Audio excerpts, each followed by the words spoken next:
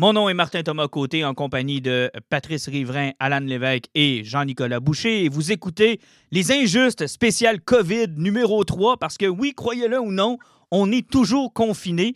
Et cette fois-ci via l'application Zoom. Donc tous les méchants pirates ou russes écoutent notre conversation, les gars. Je suis convaincu qu'ils écoutent ça avec attention. Ouais, excuse-moi, Martin, j'ai pas aimé le fait que tu appelais ça COVID numéro 3. C'est comme si ça avait l'intention qu'on se rende à 19. On serait comme poigné encore longtemps sans se voir. Non. Si on en fait un par semaine ou semaine et demie, là, ça veut dire qu'on va se voir dans 25 à 30 semaines. C'est que Écoute, je souhaite pas qu'on en vienne là, mais force est de constater que le confinement dure. Ça fait maintenant près d'un mois, je pense, hier ou aujourd'hui. On perd un peu le fil des jours. Avant de commencer notre tournée des réseaux sociaux, mais des différents sujets, je serais curieux de savoir comment ça va, votre confinement, les gars. D'abord, des nouvelles de vous autres. Pat, ton confinement, qu'est-ce que tu as découvert sur toi? Qu'est-ce que j'ai découvert sur moi? Et tabarnouche, le confinement me pousse à moins dormir que d'habitude. Je me couche à 4 ou 5 heures le matin. Mettons que c'est étrange. Il faut que je réussisse à me refaire une habitude de sommeil. Une genre de routine? Oui, une routine, là, c'est ça. Puis comme vous pouvez le voir, le public ne le verra pas, mais ma barbe pousse encore plus. Oui, c'est incroyable. Hein? Le manque de coiffeurs et de barbiers commence à apparaître tranquillement, pas vite. Jean-Nic, ton confinement jusqu'à maintenant? Moi, j'ai la chance de pouvoir continuer à travailler dans un service essentiel. Fait que ça n'a pas changé grand-chose dans ma vie. Je me rends compte que ce qui me manque, c'est particulièrement les réels rapports sociaux. Là. On s'est fait une soirée en chum en fin de semaine passée où on a pris un verre justement sur ce genre d'application-là en discutant à quoi ressemblaient nos semaines. Donc, c'est probablement le plus gros manque qu'on a. Mais sinon, la vie suit son cours. Alan, de ton côté, le confinement, comment tu vis ça? Je sais que tu as l'air d'écouter puis de lire déjà plus que tu le fais habituellement, ce qui est déjà quand même intense. Je fais partie du monde qui sont quand même chanceux. Ça fait que j'ai été arrêté de travailler pendant environ 6 jours de travail que j'ai manqué. Mais en ce 6 jours-là, sérieusement, j'ai réussi à mettre au-dessus de 80 heures sur Witcher 3, ce qui fait que. Mais tu dois avoir le 1/10 du jeu de fait. C'est surprenant, là, sérieusement. 15 heures encore, puis il va être fini 98%. Mais au moins, je me suis mis un défi. Là. La semaine que j'ai arrêté de travailler, j'ai couru à tous les jours, par exemple. Oui, j'ai vu passer ça sur les réseaux sociaux. Je suis fier de toi.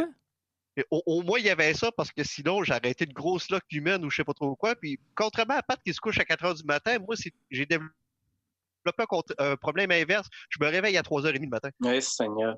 Non, ça doit pas être évident. Moi, écoute, je fais un peu partie des chanceux. Effectivement, mon travail a continué, quoique a tellement changé, je reconnais plus ma job. Là. Ça, c'est presque aussi tough. Bon, pas aussi tough parce que j'ai mon salaire, mais quand je suis quelqu'un qui est quand même routinier, là, quand tout se modifie, quand tout change, puis qu'on s'habitue tranquillement, pas vite à cette nouvelle réalité-là. Mais on va vous dire une chose, les gars, j'ai hâte que ça arrête. Là. J'ai hâte qu'on... Puis vous me manquez énormément et je tiens que les auditeurs le sachent. Moi, ça fait 24 jours. 24 jours.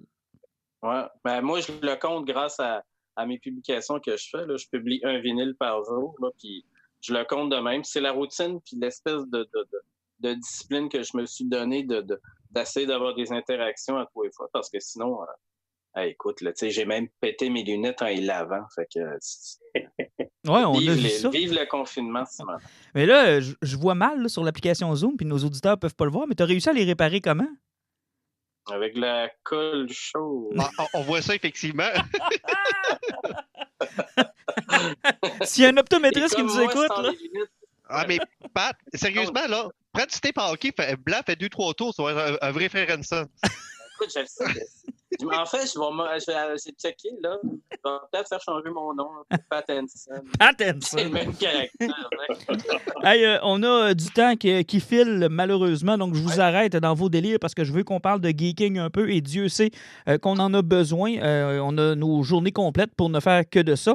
Avant d'aller dans les différentes suggestions puisque vous avez faites, il y aura un événement spécial comme quoi le confinement amène ces événements spéciaux. Jean-Nic va nous parler de Marvel, donc j'ai vraiment hâte. Fait que on va essayer d'aller quand même rondement. Je veux qu'on parle de quelque chose que Alan nous a partagé cette semaine.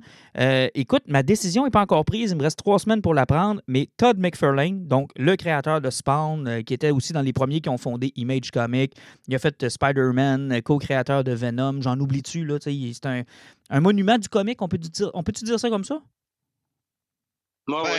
Avec sa run de Spawn, il est en train de pogner tranquillement pas vite le niveau légende, là, mais Je pense que c'est un monument. C'est un incontournable. Et ça donne qu'il a aussi une compagnie de jouets. Et il a décidé dans les dernières semaines de passer par la fameuse plateforme Kickstarter pour offrir une figurine ou une réédition de sa première figurine qui était sortie dans les années 90, en 94 pour être plus précis. Et je me souviens comme si c'était hier de ces figurines-là parce qu'elles étaient à côté des tablettes des Ninja Turtles ou des Batman. Et ces figurines-là étaient incroyables. Ils ont toujours été belles, les McFarlane Toys. C'était des figurines d'une qualité quand même exceptionnelle. Je ne sais pas si tu te souviens de ça, Jean-Nic? Absolument. Puis même si j'étais pas le plus grand fan de Spawn, j'étais la bave coulait en regardant les figurines. Ah, elles étaient incroyables. Puis moi, j'en ai eu 7-8 qui traînaient à un moment donné dans mes pièces un peu partout. J'en avais tellement acheté à boutique à pâte dans le temps là, que je savais plus quoi faire. Tu sais, quand tu dis que j'avais même le Spawn de Noël, c'est qu'à un moment donné, ça devient compulsif. Mais là, ce qui est intéressant, c'est qu'il prend le look classique. Il y a une version aussi moderne, une version noir et blanc. Et on part avec un projet, Alan, que je veux que tu nous expliques un peu. Dans le fond, qu'est-ce qu'il veut faire, Todd McFarlane, avec ça? Il nous vend directement une figurine en passant par Kickstarter, mais c'est pas parce qu'il manque d'argent, là. Non, c'est parce que le problème souvent avec les figurines qui viennent dans des grandes séries, c'est que, justement, on le dit, c'est une série complète, puis c'est fait pour être vendu dans les grandes chaînes, dans des grandes chaînes. Ça fait qu'on va parler d'une figurine souvent qui va des alentours de 6 pouces de haut, d'un emballage de plastique de qualité moindre. C'est un produit d'entrée de marché qui est fait pour un grand public. Tandis que là, il voulait rééditer sa figurine, mais en faire quelque chose d'un peu plus spécial. Donc, tu sais, il l'offrait dans une grosse boîte vraiment chic, parce que, tu sais, ta figurine, t'es pas obligé de la sortir de la boîte, tu peux la garder dedans parce que la présentation est belle, puis c'est un produit de qualité. Donc, c'est un hommage à sa première figurine qui voulait relancer ça, mais tu peux pas sortir ce type de produit-là. C'est le même principe avec les jeux de société maintenant. Les sortir directement sur le grand marché, tu risques de te péter la gueule parce que tu sais pas si ça va se vendre ou pas. C'est que t'es mieux de passer par un Kickstarter pour au moins avoir les fonds de base puis dire je me suis pas planté là-dessus. Et c'est exactement ce qu'il a voulu faire, c'est offrir un produit de qualité et plutôt que d'en imprimer 10 000 copies puis peut-être pas y vendre puis faire oh shit, je suis dans la marde, ben au moins là, il s'assurait d'avoir les fonds. Sauf qu'en même temps, en faisant ça, tu bypasses le modèle, tu sais, je dirais, conventionnel de passer par les boutiques. Tu sais, Pat, tu as déjà eu une boutique. Je sais qu'on ne veut pas toujours passer sur ton passé, mais si tu avais eu une nouvelle comme ça à l'époque où tu étais propriétaire d'une boutique, assurément que ça t'aurait fait chier. Qui passe par Kickstarter, ben écoute, l'affaire, c'est que c'était toute une question de voir comment est-ce qu'il fonctionnait au niveau de la distribution. Moi, je connaissais l'oncle de Todd McFarlane, qui était mon distributeur. Donc, à ce niveau-là, c'est un monsieur super sympathique, c'est un Québécois, tout ça. Puis, tu sais, c'était cool parce que, tu sais, on avait des contacts directs, on était capable d'avoir des fois des exclusifs. Mais si le marché d'aujourd'hui de la figurine n'est plus ce qu'il était, écoute, où c'est que tu en prends de la figurine aujourd'hui, à part réussir à faire des commandes sur des trucs qui sont très nichés? Je pense que c'est la seule solution qu'il y a. Ben, t'as raison. Je pense que si on peut avoir quelque chose de cool et d'intéressant à un prix qui va être cool, là, tout dépendant c'est quoi les échelons de Kickstarter. Ben, c'est intéressant. Puis c'est intéressant parce qu'avec les échelons de Kickstarter, en plus, il y a toujours des possibilités de rajouter du stock tout le temps. Moi, ça, c'est quelque chose que je trouve intéressant. T'allais dire, Jean-Nic? Oui, bien, pour le consommateur, il n'y a pas un gros risque parce qu'avec un projet comme ça, Kickstarter, tu sais exactement ce que tu vas avoir, tu mets ton prix. Dans le pire des cas, si jamais le projet ne fonctionne pas, tu vas être remboursé. Sinon, tu vas avoir ta figurine, tu l'as rien payé à l'avance. Fait que oui, je comprends que ça peut être nocif parce que c'est une méthode alternative, ça bypasse les marchés traditionnels. Mais pour le consommateur, il n'y a aucun point faible à commander avec un truc comme ça. Non, puis Alan, avant même qu'il ajoute les bonifications, s'entends-tu que les 3-4 packages qu'il a fait sont juste incroyables et ils ajoutent aussi la fameuse signature qui, pour plusieurs, c'est une plus-value. Oui, la signature est peut-être un peu très chère, sérieusement. Une signature à 40 US, mais si on passe à des Comic-Con, des fois qu'on paye un prix de fou. Sauf que ce qui est le fun, c'est qu'elle vient vraiment sur une plaque, puis elle est géante. On va parler d'une plaque qui fait environ une quinzaine de centimètres de long, ouais, parce environ 3 centimètres de haut. Ça fait que c'est très gros autographes. Oui, parce que je t'arrête 2 secondes. Moi, j'avais peur qu'il fasse comme Kevin Eastman, par exemple, avec les Turtles, où il signe directement sur la figurine, ou encore, pire, qu'il signe sur l'emballage, qui fait en sorte que là, tu peux plus l'ouvrir. Ouais. Ben, sauf que là, c'est vraiment une plaque genre commémorative là, qui va mettre là-dessus. Ce qui fait que tu sais, c'est un beau plus-value à avoir parce que la plaque, tu peux la mettre vraiment n'importe où, puis facilement traîner avec toi. Là. C'est que tu peux même la mettre sur ton bureau puis dire que t'es Todd McFarlane, ça te tente. Là. Mais tu sais, les gars, Jean-Nic, Pat, on a fait des conventions. 40$ pour une signature, c'est d'un prix. 40$ pour une signature, c'est pas gros, là. Combien vous avez payé donc pour votre dame? Hein? C'était quoi? Dame. 20$ de la signature. 20$ la signature de dame. Ouais, avec Azarello. Hein? Ouais, mais gars, si moi, tu prends. Je pense que 40$ une signature, je trouve que c'est quand même abordable. Ben, si tu prends Patrick Stewart, par exemple, j'y ai fait signer First Contact, ça m'a coûté 150$. Ben, c'est ça. First Contact. Écoute. Ouais, Jean-Nic, j'ai fait ça. Je pense que c'est raisonnable. Puis, tu sais, si en plus, bon, ça se bonifie, tant mieux.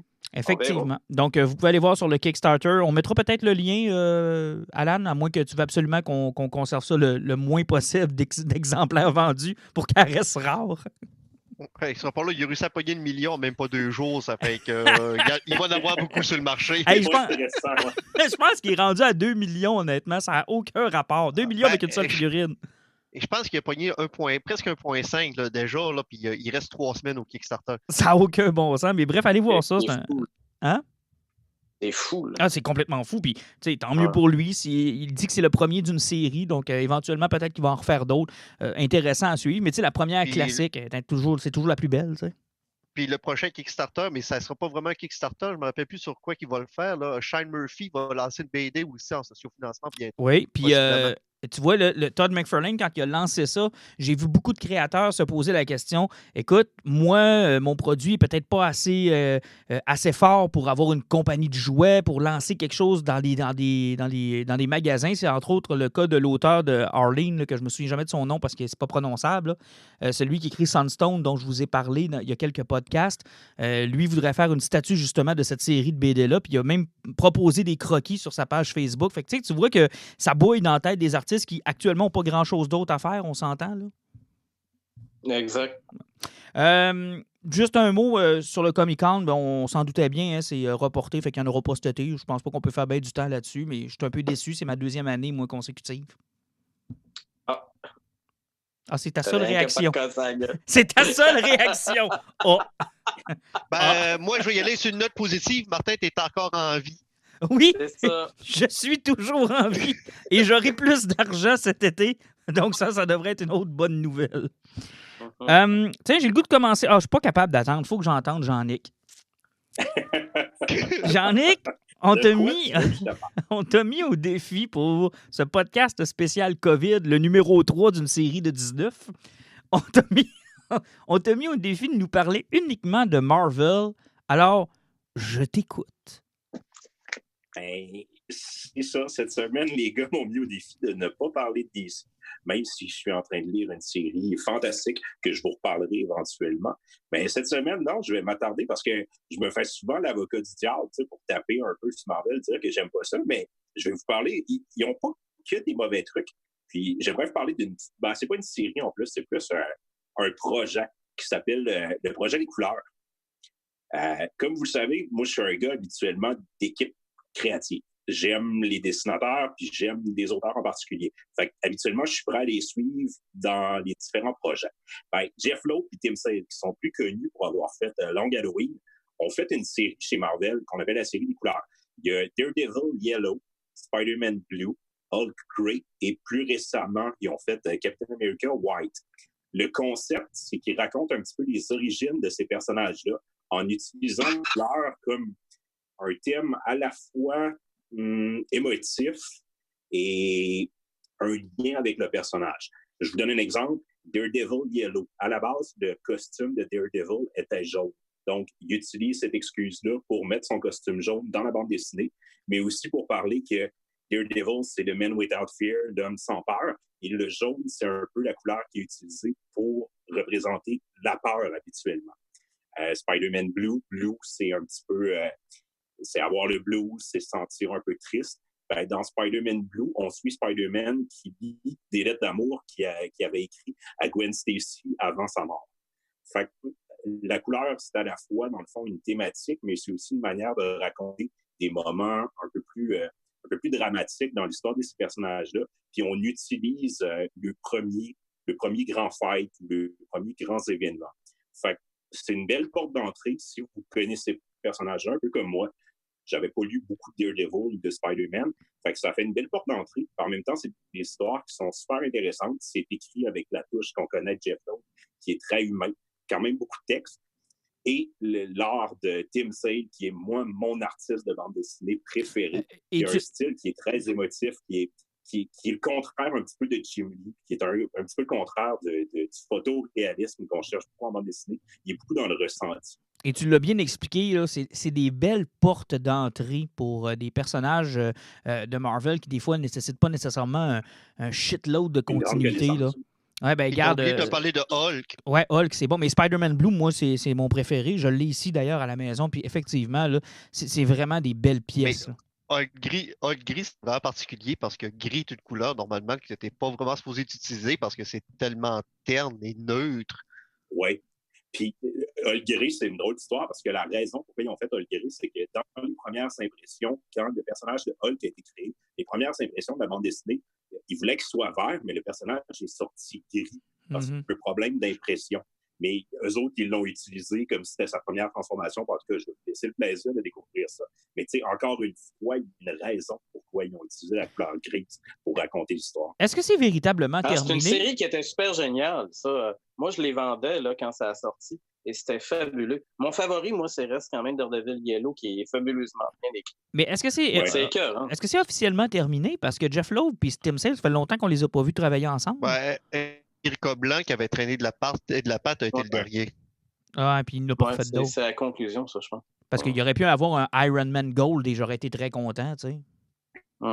Mais je trouve que écoute, ça... je le lirais, mais Sale puis Loeb, dans le monde de la bande dessinée présentement, ils ont été très gros, genre du milieu des années 90 jusqu'à peut-être 2015. Ben, 97-2015 à peu près, on peut dire. Oui, exact. Loeb était plus concentré par après, il gérait la partie télévision pour Marvel, puis il s'est détaché un petit peu du monde du comic. Il y a eu le décès de son fils aussi. Je pense qu'il a eu un coup dur. Il a lâché comme le côté bande dessinée. Tim Sale continue à travailler. Là, il fait souvent des variant covers pour la bande dessinée, mais ça fait longtemps qu'il n'a pas publié de trucs. Mais moi, Jeff Loeb, honnêtement, me manque beaucoup au monde du comic. Quand j'ai repris les comics après New 52, là, où j'ai fait un peu de rattrapage sur les années que j'avais manquées, c'est un gars qui apportait beaucoup, je trouve, moi, chez DC, autant que chez Marvel. Son écriture me manque. Je sais pas, depuis Hulk Rouge, je ne veux plus jamais vous dire de quoi de lui. Hulk Rouge. Ça a été difficile dans fait carrière, mais j'aime pas beaucoup son Batman Superman non plus, Jeff Loeb. Ah, t'as peu, Batman Superman jusqu'à Supergirl, c'était très il parle bon. de DC. Ouais, en plus. Mais c'était très bon, cette run-là, Jean-Nic. C'était pas mauvais du tout, là. Ben, je déteste pas, mais je suis pas un grand fan. Parce qu'en fait, quand je l'ai acheté, quand j'ai commencé à lire, là, moi, je m'attendais à la plus grande révélation au monde. C'était genre mon auteur qui écrivait, il était avec Ed McGuinness. Qui est un dessinateur hors pair. Oui, qui est incroyable, mais je sais pas, c'est pas lui chercher. Puis le deuxième volume était avec Michael Turner, qui lui est décédé dans les dernières années. D'ailleurs, moi, j'ai eu un kick longtemps sur Michael Turner. Tu t'en souviens, Pat? Et tabarnouche, oui. On l'a rencontré à Toronto, tu t'en souviens? Il était tout seul dans une espèce d'habitacle, puis tout le monde allait le voir, puis j'avais tellement hâte d'aller le voir, ce gars-là. Moi, je trouve encore que c'est un des gars qui dessine les plus belles femmes, là. J'ai acheté Fatum, que j'ai jamais compris, mais juste pour les dessins, là, parce que j'ai toujours trouvé que ce gars-là avait des dessins incroyables. Ouais. Merci de me backer, les gars. Mais écoute, il y a 22 fois le numéro 1. Oui, je pense que je l'ai 22 fois, effectivement. Hey, je veux t'entendre, Pat, parce que tu m'as dit, j'ai fouillé dans mes affaires, j'ai 3 suggestions. Écoute, je t'écoute. Je vais faire ça rapide là, au niveau de mes suggestions. Première suggestion, je vous avais dit que j'allais vous parler d'un truc de DC. Kamandi, The Last Boy on Earth de Jack Kirby chez DC. J'avais commencé à acheter les espèces de volumes de luxe de DC. Et c'était un projet qui était complètement capoté, un truc post-apocalyptique avec un descendant alternatif de Superman, de Clark Kent, qui est sur une terre qui a été dévastée et des animaux ont... il y a eu comme une espèce de sérum qui a rendu les animaux intelligents. Ils sont bipèdes, ils ont pris tout le stock militaire, ils contrôlent la terre et lui est le seul humain qui est encore vivant parce que tous les autres sont revenus comme à l'état un peu bestial ou homme préhistorique. Et là, lui, il se bat là-dedans, cheveux blonds en bedaine, en peigne. C'est vraiment étrange comme série, mais tout l'art de Kirby est absolument génial. Il y a des affaires vraiment pétées là-dedans. Là. C'est en quelle année, ça? Puis je sais que... Hein? C'est en quelle année, ça? 72. Oh boy! 1972 jusqu'à 77, quelque chose comme ça. Après ça, ça a été refait. Mais là, dernièrement, là, quand on regarde des fois là, les sollicitations de DC, là, ça existe encore, hein, Kamandi, Last Boy on Earth. Il y a une nouvelle run avec je ne sais plus quel dessinateur dessus. Mais bon, ça, c'était ma première suggestion. Je reste dans les années 70. Deuxième suggestion, j'ai redécouvert mon coffret de Cosmos 1999, Space 1999. Yeah. C'est bon. Écoute, c'est tellement génial. Là. C'est tellement pété. Là. Il y a tellement eu de caméos d'acteurs connus là-dedans. Peter Cushing, Christopher Lee. Écoute, c'est la deuxième saison là, avec le thème musical et disco, kitsch à mort. Mais je suis un fan fini. Et c'est de là que si vous voyez dans une série télé des fois un vaisseau spatial qui se crache, ça vient de Cosmos 1999 où le Black Eagle ou le Aigle 1 se crachait tout le temps. Je ne sais pas combien qu'il y avait de vaisseaux sur la Lune, mais ils se crachaient tout le temps. Il y a une histoire quand même débile. Hein? Les déchets nucléaires de la Terre sont mis sur la Lune, ça pète à un moment donné et ça pitche la Lune hors de son orbite. Il n'y a jamais eu de fin à la série. Ils ont continué à dériver en vivant toutes sortes d'aventures, mais bon, écoute, ils étaient autosuffisants. Puis ma dernière suggestion, pour juste triper, là, j'avais acheté il y a de ça plusieurs années un livre qui s'appelait Science of the X-Men et ça explique comment les pouvoirs des mutants pourraient fonctionner. Écoute, il faudrait qu'il y ait un trou noir dans le cerveau de Cyclope pour qu'il soit capable de cracher le beam d'énergie qui sort. Et il expliquait la nature un peu bestiale, délirante de Wolverine et ça serait l'inverse du SPM pour un homme. C'est-à-dire que comme c'est un débalancement hormonal qui fait qu'il est petit, hirsute, violent, et c'est délirant à lire. Et c'est vraiment capoté de voir qu'ils sont allés chercher là, un paquet de faits scientifiques pour expliquer différentes affaires en disant « Hey, ça fait vraiment pas de sens, votre affaire. » Juste leur explication de l'adamantium, là, j'étais tout perdu à un moment donné, parce que c'est une forme de cristal qui permettrait, là, en tout cas, c'est vraiment capoté. Donc, c'était mes 3 suggestions délirantes. Ça me fait penser un peu quand il y avait des gens sur YouTube qui avaient calculé la force d'un coup de poing de Superman pour se rendre compte que ça n'a juste aucun bon sens. Là. C'est ça. Écoute, c'est trippant à lire parce que tu arrives et là, tu dis, c'est remettre certaines affaires délirantes en perspective avec des pouvoirs de mutants, là. Il y passe tout. Le Nightcrawler est là, Colossus et compagnie. Là. Puis, tu sais, il y a des affaires qui font tellement... c'est tellement délirant, là, tu sais. Avoc puis Cyclope, là, ils sont tous les deux là, sur le même trou noir d'énergie. Parce qu'ils ne peuvent pas expliquer autrement comment est-ce qu'ils pourraient dégager autant d'énergie.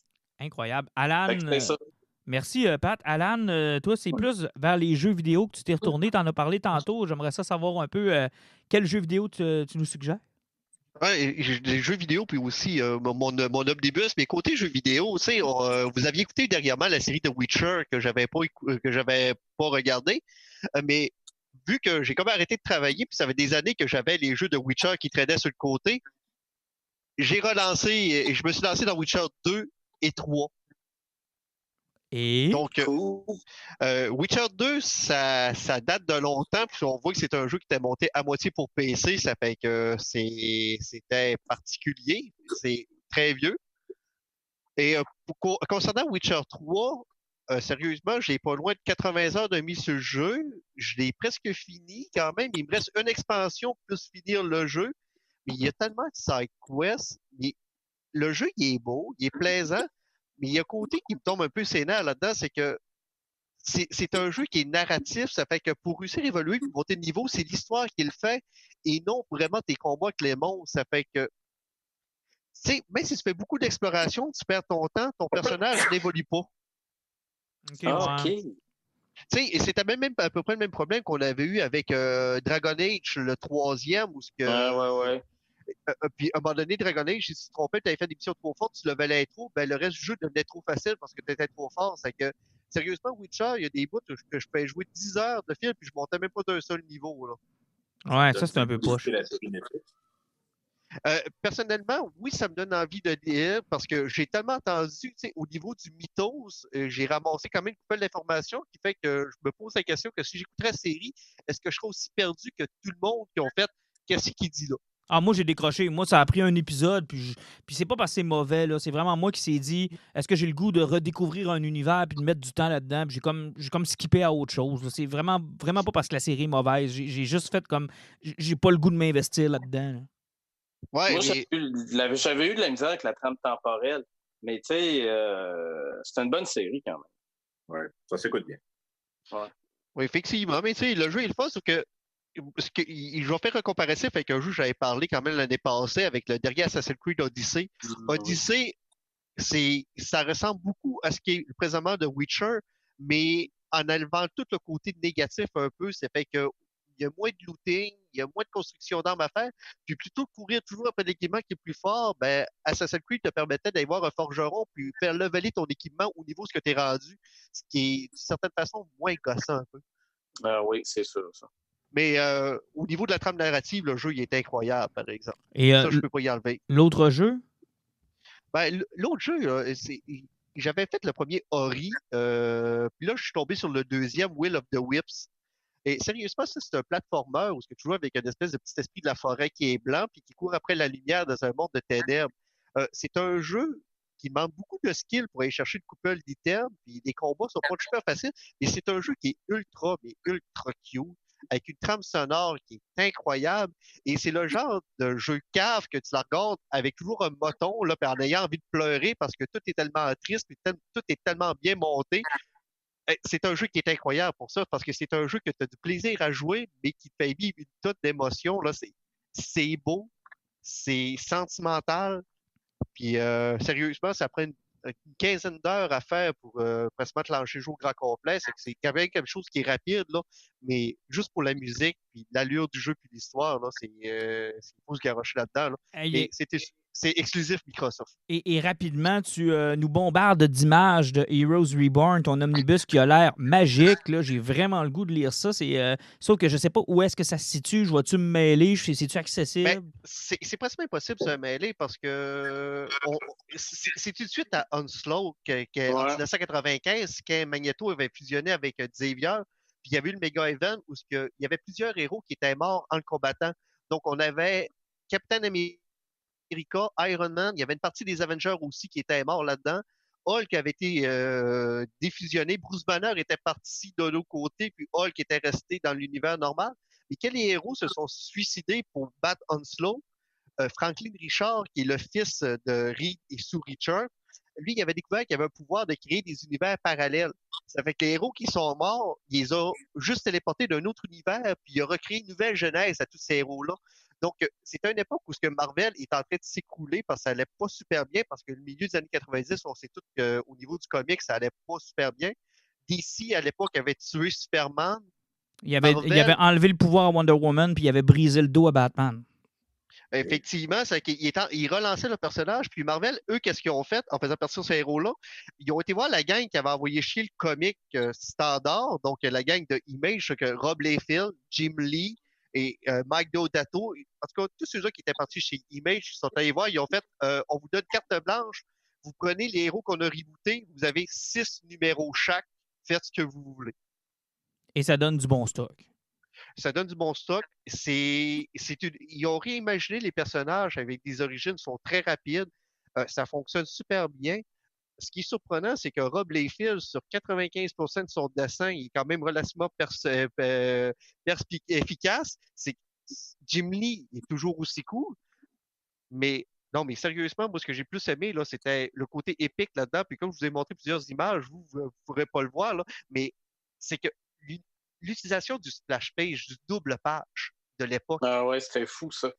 À peu près chaque numéro à. Whoop!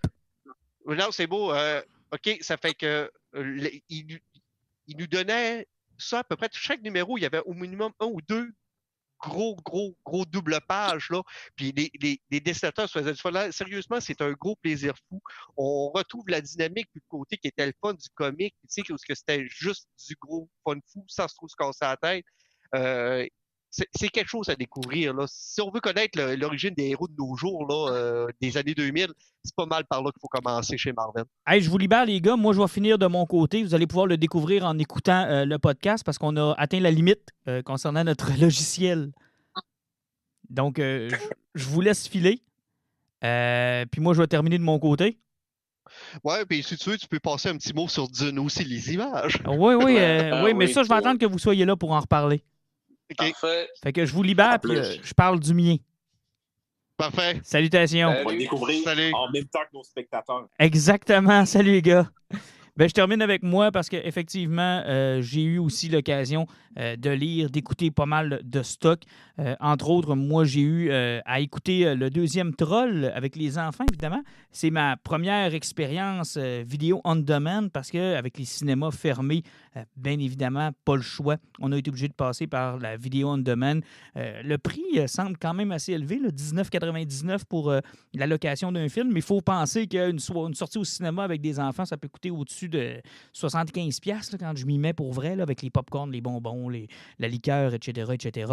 Donc, pour 20$ dans le confort de ton salon avec un pop-corn à 2$, mettons que tu économises. C'est une belle expérience. C'est pas toujours évident pour le français. C'était pas toutes les plateformes qui le proposaient. Avec Apple TV, via la tablette de ma conjointe, on a pu la balancer sur le Fire Stick d'Amazon, sur ma TV. Là. Fait qu'il y a comme beaucoup de manipulations à faire quand vous n'avez pas directement une télé intelligente ou encore que vous n'avez pas directement le Apple TV.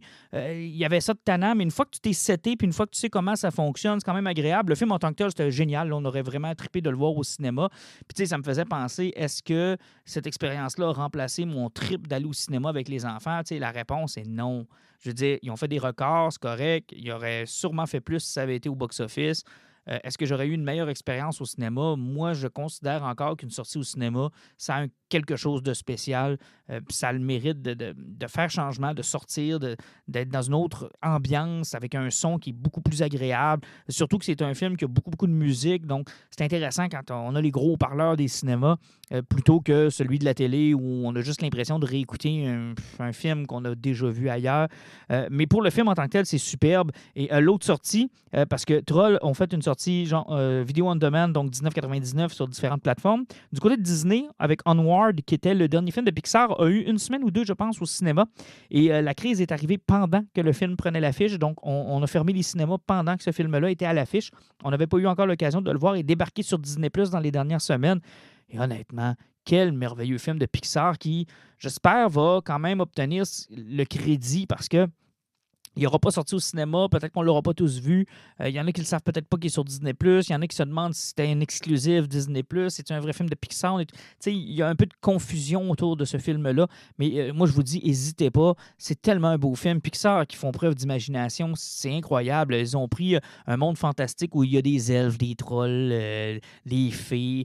Et ils leur ont fait découvrir la technologie, ce qui a fait en sorte qu'ils ont oublié la magie. Alors, ils vivent un peu comme nous, avec des ordinateurs, des voitures, des policiers, puis il y a des centaures, il y a toutes sortes de créatures, mais ils vivent comme nous et ils ont oublié tout le côté magique jusqu'à ce que le jeune garçon et son frère, qui est un obsédé du Donjon et Dragon, qui est un obsédé du fantastique et un obsédé de son passé fantastique, découvrent que leur père décédé avait jeté un sort pour réapparaître une seule journée.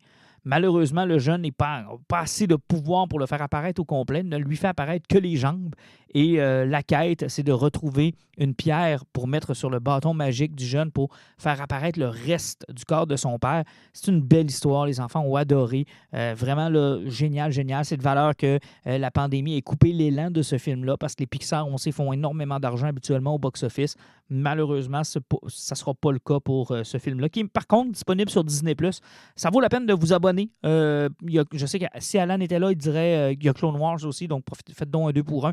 Prenez donc peut-être votre mois gratuit ou encore, ce sera le prix d'une location, 6,99 ou 8,99, c'est dans ces alentours-là, pour un mois. Puis vous avez votre abonnement, vous pouvez voir ce film-là. Ça vaut vraiment la peine. De la part des 3 gars qui nous ont quittés, je vous souhaite une agréable soirée et nous, on va essayer d'être de retour avec un autre épisode spécial et on a bien hâte que la pandémie se termine pour se retrouver et vous offrir de véritables épisodes où on est tous au même endroit dans le studio des Injustes ici. En attendant, n'hésitez pas si vous-même vous avez des suggestions, si vous avez des questions, on essaie d'être actifs sur notre page. Évidemment, les nouvelles sont un peu plus en baisse ces temps-ci, mais on aura l'occasion de vous répondre puis de se jaser. Prenez soin de vous et à la prochaine.